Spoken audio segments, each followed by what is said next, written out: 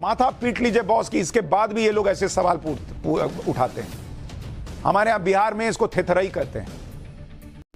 लेकिन मुझे गुस्सा इस बात पर आता है कि एक देश में सिर्फ अपने पॉलिटिकल फायदे के लिए और अपने ऊपर सवाल ना उठे, इसलिए ये लोग इस हद तक जाते हैं कि एक अच्छा खासा सिस्टम जो शायद ही किसी देश में हो उसको भी बदनाम करते हैं हर बार। इसलिए आपको दिखाया कि अगली बार कोई बोले ना कि ईवीएम हैक हुआ है, मारिए कोने के भाग, ईवीएम हैक हुआ है। टाइम्स नाउ हमारे सामने आके बोले, हमारे सामने पूछे, हमने उसको सिंपल ये बताया है कि जो तुम कर रहे हो उसी तरह की मशीन बना के इसी तरह से बेईमानी करते हो तुम, और वो उसका डेमोन्स्ट्रेशन हमने दिखाया है। 199 पे कांग्रेस ने लीड किया है और बीजेपी कितने पे? 31 पे। जनता वही है, लेकिन जैसे ईवीएम की गिनती होती है रिजल्ट उल्टा हो जाता है। कैसे? मतलब जो बैलेट पेपर से वोट कर रहे हैं उनका मूड अलग और ईवीएम से वोट करने वालों का मूड 2 घंटे में बदल गया और 166 आपकी सीट आ गई। How it is possible? और ये जो आंकड़े अभी हमारे साथी इन्होंने जो बताया है लोकेंद्र गुर्जर जी ने, ये क्या सिद्ध करते हैं कि 230 में से 199 पर कांग्रेस आगे मध्य प्रदेश में, 31 पर बीजेपी, और उसके बाद में ईवीएम की गिनती होती है तो बिल्कुल सब उल्टा हो जाता है। मैं भी देना चाहता हूँ एक लाइन में। चुनाव आयोग ये कह रही है कि ऐसी मशीन बनी नहीं सकती जो वोटर वोटिंग में धांधली कर सके। हमने ऐसी मशीन बना के दिखा दी। अब चुनाव आयोग वो मशीन दिखा दे ऐसी बना के कि ऐसी मशीन बनी नहीं सकती जिसमें धांधली नहीं हो सकती। सीधी सी बात है, वो चुनाव आयोग नहीं दिखा सकती। हमारी मशीन को गलत साबित करने के लिए हम उसको देने को तैयार हैं। वो हमें क्यों नहीं देती अपनी मशीन? सीधी सी बात है। ये क्या बदमाशी है ये? ब्लैक शीशा, अरे उसकी आंख खराब हो रही थी ईवीएम मशीन की, तुमने काला शीशा लगवा दिया। कोई किरणों से उसकी आंख खराब हो रही थी ईवीएम मशीन की। क्या बदमाशी है ये सरेआम चोर की दाढ़ी में तिनका नहीं, चोर का चेहरा काला पूरे देश को दिखाई दे रहा है कि चोर लोग हैं सत्ता में जो बैठे हैं, वो चोरी पे आमदा हैं और उसके जितनी संवैधानिक संस्थाएं हैं वो गुलाम बन चुकी हैं। वो उन चोरों का साथ देने के तैयार खड़ी हैं, इसलिए वो बातों का जवाब नहीं देती। बातों का जवाब सरकार का मुखिया नहीं देता, इलेक्शन कमीशन की क्या हिम्मत है वो जवाब देगा?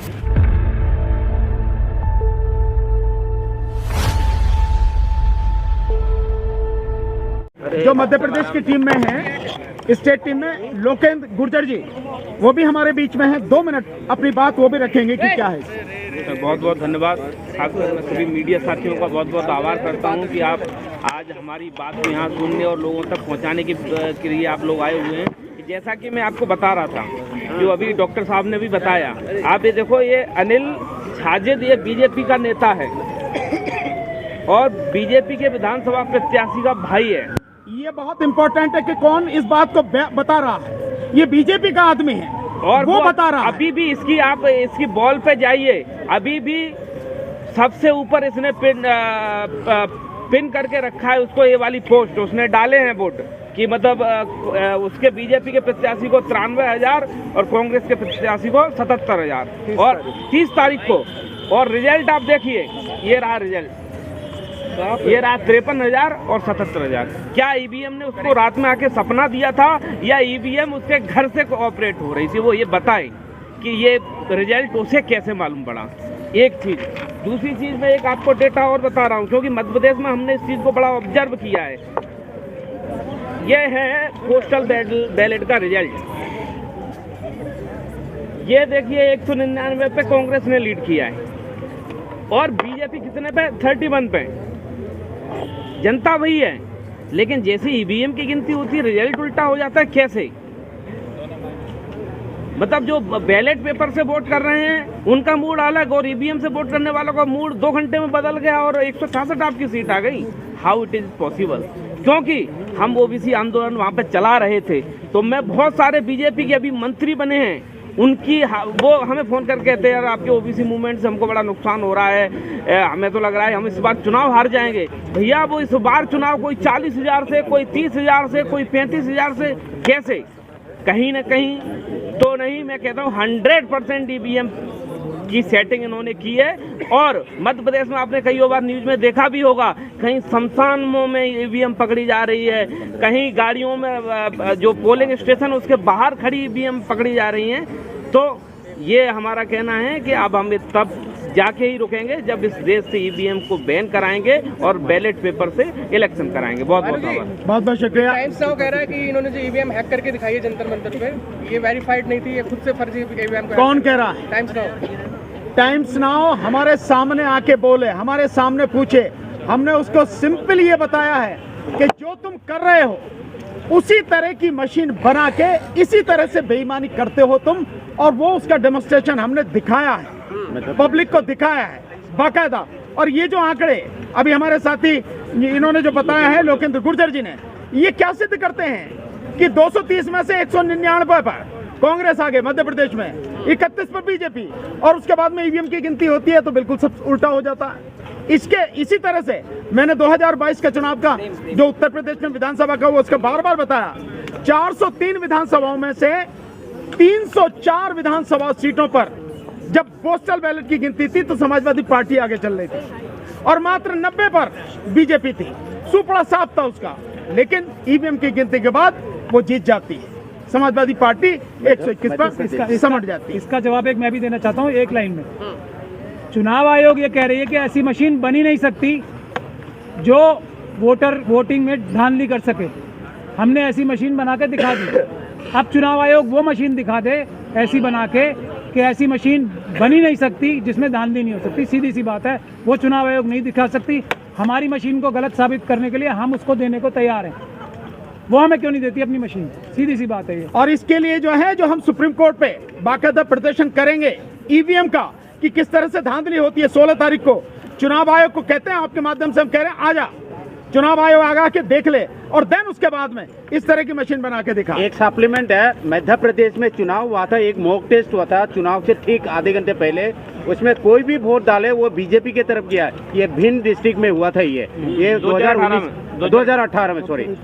ये अब हमारे बीच में साथियों, अभी तक जितने विचार ज़्यादातर देश में उठ रहे हैं, इवन पॉलिटिकल पार्टीज भी जो उठा रही हैं, वो रिक्वेस्टिंग मोड में हैं। ये शासन में होता रिक्वेस्टिंग मोड, लोकतंत्र में जनता हुक्म सुनाती है, रिक्वेस्टिंग मोड नहीं होता। सबसे पहले तो इस बात को समझना होगा। और ये सरकार किसी मोदी की नहीं है, किसी XYZ की नहीं है। ये देश की सरकार है, और देश की सरकार को देश के लोगों के हिसाब से चलना होता है। जो भी उसमें टांग अड़ाएगा उसका इलाज देश की जनता को करना होता है। देश के पास ये लगातार राइट है, न केवल इलेक्शन में, लगातार 5 साल ये राइट बरकरार रहता है। वोट दे के घर बैठ जाएं, चुपचाप देखते रहें बदमाशियों को, ऐसा लोकतंत्र में ना अपेक्षित है, ना हो सकता, ना होता है।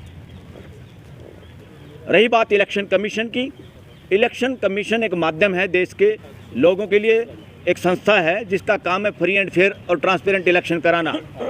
अगर वो इस बात की जिम्मेवारी नहीं देता, जब सरकार निरंकुश हो जाए, संसद बंधक बन जाए, यानी पार्लियामेंटेरियन एंटी डिफेक्शन लॉ की वजह से बोल ना पाए और वो सारे के सारे गुलाम बना लिए जाएं, और तीसरा सुप्रीम कोर्ट और हाई कोर्ट जब स्लो हो जाएं, डेट पे डेट हो जाए, डेट पे डेट देने का काम करें, या सरकार के कहने पे तारीख लटकाते रहें और सिर पे इलेक्शन आ जाए, और किसी संसद के भागे हुए MLAs को सरकार बना के दोबारा उसका इलाज करने के बजाय, उसका फैसला करने की बजाय एक तरह से कॉपरेशन मिले सरकार को, ये सिस्टम देश की जनता को मंजूर नहीं है। इसलिए ऐसे हालात में किया क्या जाए? कानून क्या कहता है, संविधान क्या कहता है? संविधान ये कहता है, जब हमारी तीनों स्तंभ, हमारी व्यवस्था के तीनों स्तंभ कमजोर हो जाएं, या एक दूसरे को दबाएं, या तीनों षड्यंत्र करके शामिल हो जाएं किसी एक ऐसे काम में जो जनता की आवाज़ के खिलाफ हो, तो लोग, यानी लोग जनरल बॉडी देश की असली सरकार और असली पार्लियामेंट और असली जुडिशरी, इन 3 संस्थाओं के अलावा असली जो है वो देश की जनता है। 140 करोड़ भारत के लोग हैं। अगर वो जो चाहते हैं उनके अनुरूप कोई काम नहीं करती सरकार, पार्लियामेंट उनके अनुरूप कानून नहीं बनाती, संस्थाएं जो संवैधानिक संस्थाएं काम नहीं करती, चाहे वो हाई कोर्ट हो चाहे सुप्रीम कोर्ट भी हो, तो देश की जनता के पास वो सारे अख्तियार हमेशा रहते हैं, 24 घंटे, पूरे हफ्ते, 365 दिन और पूरे 5 साल। फिर लोग क्या करें? लोग न केवल विरोध करने के लिए सड़कों पे धक्के खाने के लिए हैं, देश के लोग अपने उन स्तंभों का घेराव कर सकती है। घेराव का मतलब क्या है? घेराव का मतलब ये नहीं है कि उनको भूखा मारना है, डराना है, इसलिए घेराव कर सकती है। अपनी बात समझाओ और हमारी समझो, हमारी बात को अहमियत दो, क्योंकि वी आर सुप्रीम, हम सुप्रीम हैं। तो लोग धरना प्रदर्शन देना लोगों का राइट है, उसी से तो जागरूक होते सब। एक दूसरे को कैसे बताएंगे? एक आदमी को 10 आदमी को बात पता है, पूरे 140 करोड़ को कैसे बताएगा? इसलिए वो जो साधन है सोशल मीडिया के भी, फेसबुक है चाहे X है जिसको ट्वीट बोलते हैं, अगर ये लोग भी किसी सरकार को जिसको भारत सरकार का नाम उसके सामने झुकने का काम ना करें। तो देश की असली सरकार, देश के 140 करोड़ लोग हैं और वो सोशल मीडिया के पक्ष में खड़े हैं, वो ट्विटर के साथ खड़े हैं, वो फेसबुक के साथ खड़े हैं, वो सोशल मीडिया के साथ खड़े हैं। ये कोई ना, इस भारत सरकार की किसी भी ऐसे काम पे झुकने का कोई सवाल नहीं है। भारत सरकार बदलती रहती है, हम अपने नुमाइंदे बदलते रहते हैं। आज कोई और है, कल कोई और आ जाएगा। ये देश की जनता वही है और ये देश की जनता लगातार जागरूक रह के अपने इस काम को कराएगी। अब देखिए, इवन इलेक्शन कमिश्नर जिनकी जिम्मेवारी है फ्री एंड फेयर इलेक्शन कराना, ये जिम्मेवारी है, ये रिक्वेस्टिंग नहीं, उनकी जिम्मेवारी है। अगर वो इस काम में फेल होते हैं तो हम उस इलेक्शन कमीशन का घेराव भी करेंगे और जरूरत पड़ी इस देश को संसद का घेराव भी होगा, सरकार का घेराव भी होगा, प्राइम मिनिस्टर के हाउस का घेराव भी होगा। अब प्राइम मिनिस्टर कोई भी हो सकता है, मोदी हो, कोई और भी हो, सीएम कोई भी हो सकता है, नामों में कुछ नहीं रखा। ये किसी के बाप की सरकार नहीं है, ये देश की जनता की सरकार है। मगर जब मुद्दों पे जो आदमी नहीं बोलता, जिसकी जिम्मेवारी हमने बोलने की दी है, वो आदमी अगर जिम्मेवारी के साथ बोलता नहीं, कितने सारे उदाहरण हैं, खिलाड़ियों का उदाहरण हो, मणिपुर का उदाहरण है, कोई और उदाहरण, कितने सारे। ये सबसे इम्पोर्टेंट देश का मसला है इलेक्शन। ईवीएम को हटाओ और बैलेट पेपर से इलेक्शन कराओ और देश को बचाओ, ये है मुद्दा। और मुद्दा क्या बनाया जा रहा है? मुद्दा मंदिर बना, मुद्दा ढोंग बनाया जा रहा है, ढोंग को देश का मुद्दा बनाया जा रहा है। देश की हकीकत, देश के फ्यूचर को इग्नोर किया जा रहा है, जो कि फ्री एंड फेयर इलेक्शन है और जो कि सिर्फ और सिर्फ बैलेट पेपर से हो सकता है। क्या बदमाशी है ये? ब्लैक शीशा, अरे उसकी आंख खराब हो रही थी ईवीएम मशीन की, तुमने काला शीशा लगवा दिया।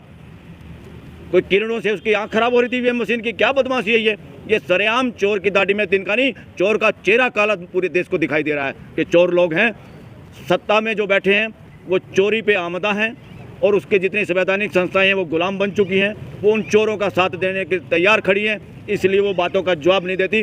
बातों का जवाब सरकार का मुखिया नहीं देता, इलेक्शन कमीशन की कहाँ हिम्मत है वो जवाब देगा। तो ऐसी नपुंसकता के दौरान जनता को स्वयं खड़ा होना होगा। और ये वीवीपैट, ये जो पॉलिटिकल पार्टियाँ जो बात कर रही है ना, ये भी रिक्वेस्टिंग मोड में कर रही हैं, ऐसे हो जाए, वो गिनती हो जाए, फलाना हो जाए। ये इलेक्शन कमीशन कौन होता है ये बताने वाला? 2 दिन लगेंगे, अरे चाहे 2 महीने लग जाओ, हमें ट्रांसपेरेंट इलेक्शन चाहिए। और उस जिस आदमी को वोट दें, जिस सरकार को लोग बनाना चाहें, अगर वही नहीं बनेगी तो इतना बड़ा धोखा देश के साथ कैसे बर्दाश्त करेंगे? ये बर्दाश्त से बाहर है। और पॉलिटिकल पार्टियों की बपौती नहीं है ये देश। ये और सुन ले सारी पॉलिटिकल पार्टियों को भी अपना वजूद अगर बचाना है तो देश के लोगों के इशारे के साथ काम करना होगा, चलना होगा। इसलिए मैं इस प्रेस कॉन्फ्रेंस में ओपनली ये कहना चाहता हूँ, 16 तारीख का जो मार्च है पटियाला हाउस कोर्ट से सुप्रीम कोर्ट में, उसमें बहुत सारे सब वकील हिस्सा लेंगे।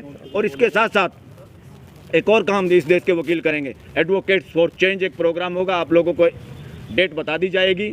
और दूसरा क्या होगा, सुप्रीम कोर्ट के सामने इस देश के वकील प्ले कार्ड लेके प्रदर्शन करेंगे। क्या प्रदर्शन करेंगे?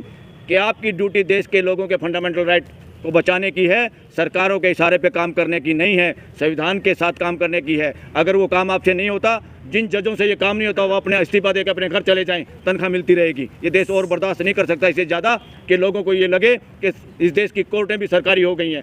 ये बर्दाश्त से बाहर है और ये देश की जनता सहन नहीं करेगी और देश के एडवोकेट भी इस बात को सहन नहीं करेंगे।